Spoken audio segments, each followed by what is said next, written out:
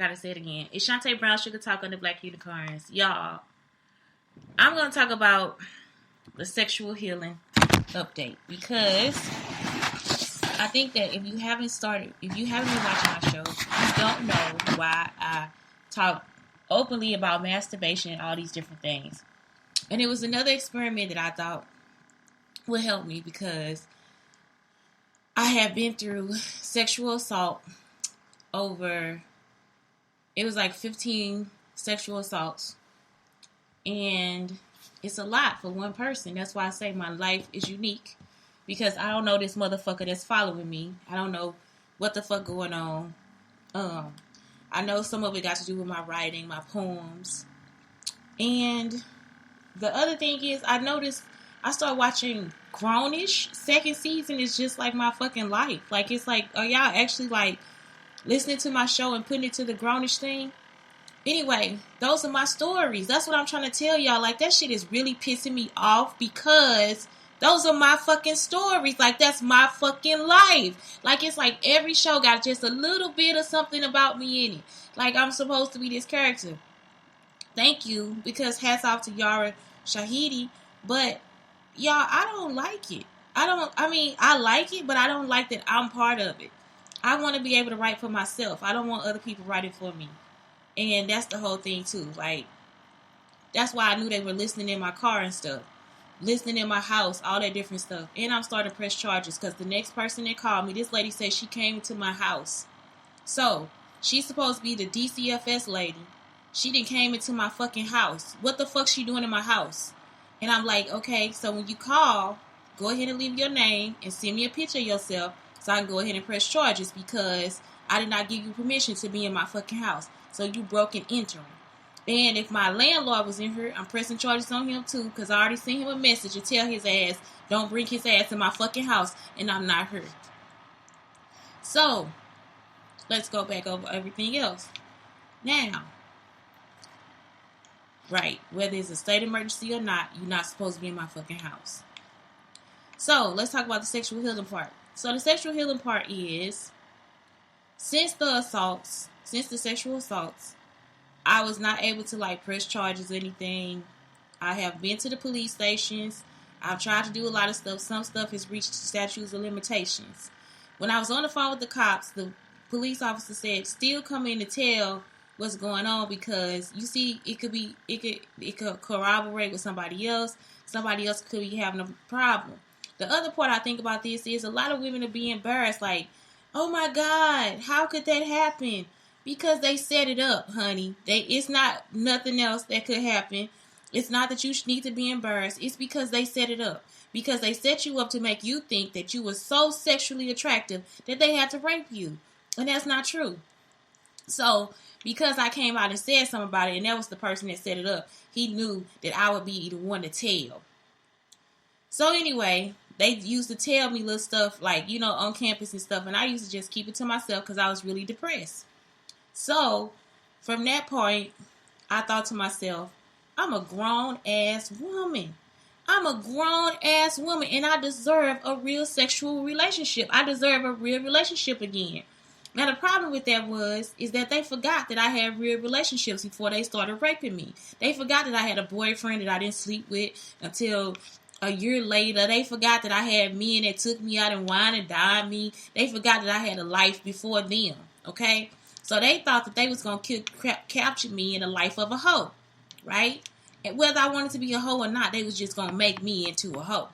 So, when I got raped at 36, I thought, why the fuck am I still getting raped and I'm 36 fucking years old? Like I'm not on a college campus anymore. Why would this man know to rape me? Okay? That's when I realized it was a pattern and they was following all this different shit. And they was just writing down stories on me and collecting the stories and all this different stuff. Just like now, I just went to the insane asylum again, right? Because that's where I went 6 years ago. And it wasn't nothing wrong with me then and ain't nothing wrong with me now. So, you see how they doing it? So, instead of them just letting me out of the simulation and the bullshit that they trying to put me through, these fraternities, which I'm thinking is now the Alphas, the Kappas, and no, Omega is not involved, and the Sigmas. Sigmas for sure, because Sigmas have given Drake and Lil Wayne information about me. That's why some of the songs, all that shit that y'all getting the information from, there's a database on me. So, what I'm saying is like, just because somebody else has information about me, that don't mean they don't know that they know me. So the alphas can have whatever they got, the sigmas can have whatever they got, the kappas can have whatever they got, but that does not necessarily mean that that's my personality. So I can't get mad at Drake, I can't get mad at Lil Wayne, I can't get mad at Yara Shahidi, I can't get mad at anybody except for the person that's passing the information along, right? Because the motherfucker act like he can't stop. They act like they can't stop stalking me. Now I'm living in poverty in Alton. This motherfucker gonna walk up to me. This old motherfucker gonna come up and say, you know who I am? I don't know you. You see, that's the whole point. I don't know who the fuck y'all are or what the fuck y'all think y'all doing, but I'm not to be pimped out. That was just a poem, right? So, here come this situation where now I feel like I need to get my sexuality back.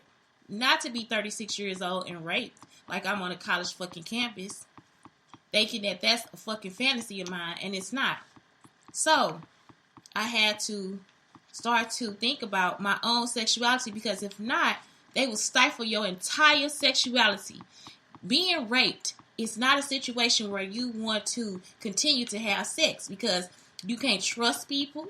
You can't trust that your partner is really into you. You can't trust that your partner is using current information to date you. You can't trust none of it. I couldn't trust nothing.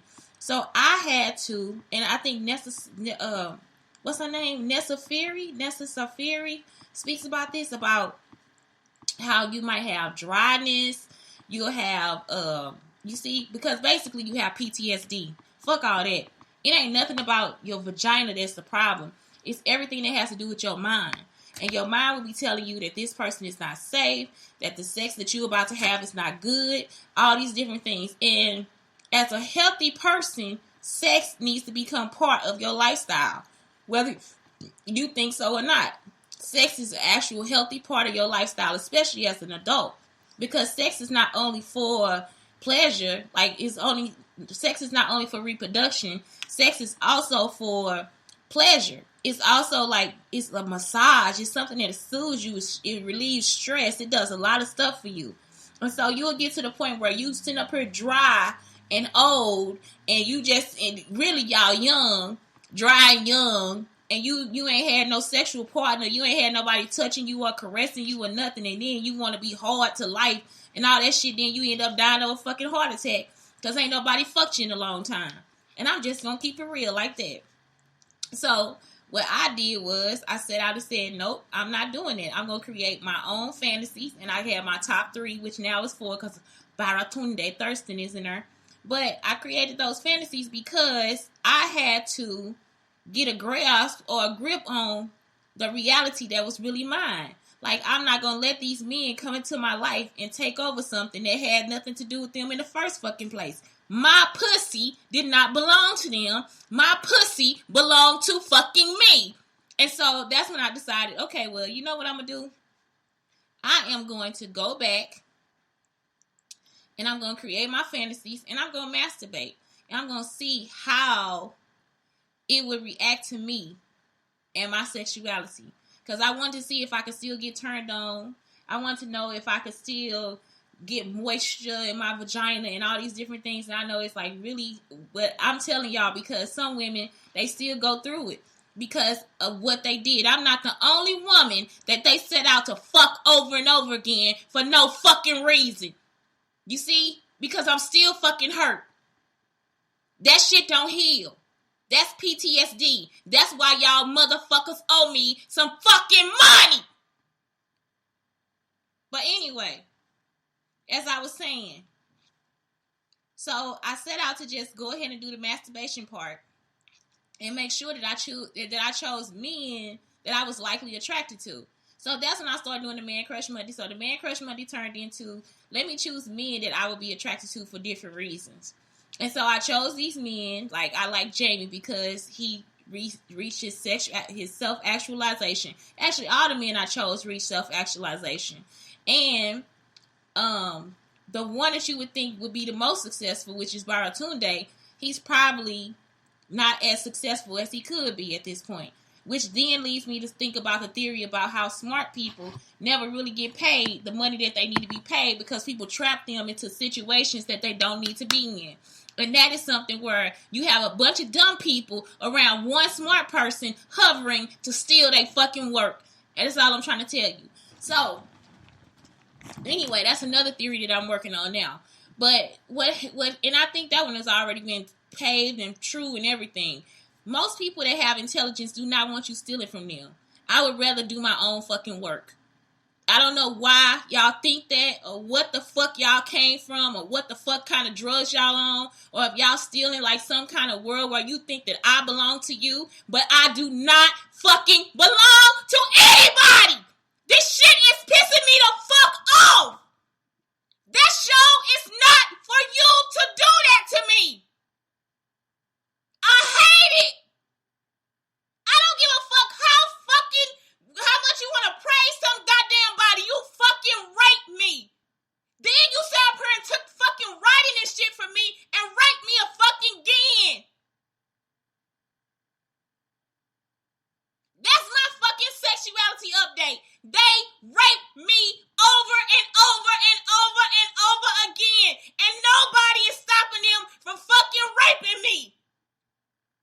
Why would I be thrown into a fucking hospital for a fucking week for fucking nothing? My dog and my son have been taken away from me for nothing. Y'all have let these men fuck over my life over and over again. They probably in the fucking government and the goddamn fraternity. Leave me alone!